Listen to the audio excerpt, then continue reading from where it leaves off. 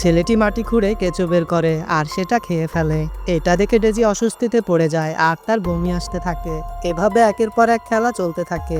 এরই মাঝে daisy bag থেকে একটি মদের বোতল বের করে আর সবাইকে খাওয়ার জন্য অফার করে। সবাই এক এক করে ড্রিঙ্ক করে, কিন্তু ডেজি নিজে খায় না। ডেজির কাছে ব্যাগটা আসলে সে যখন কার্ড উঠায় তখন দেখে সেখানে সাহস লেখা ছিল। সবাই ডেজিকে বলে এই গেম তোমাকে হাত বেঁধে খেলতে হবে। প্রথমে তো ডেজি হাত বাঁধার জন্য রাজি হয় না, কিন্তু সবাই জোরাজোরি করাতে সে হাত বাঁধতে বাধ্য হয়।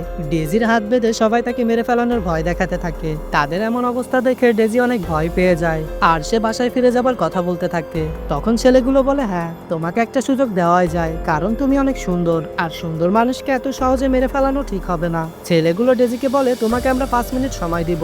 এই 5 মিনিটের মধ্যে তুমি যদি পালিয়ে যেতে পারো তাহলে বেঁচে যাবে, আর যদি সেটা তুমি না পারো তাহলে আমাদের হাতে আজ তোমাকে মরতে হবে।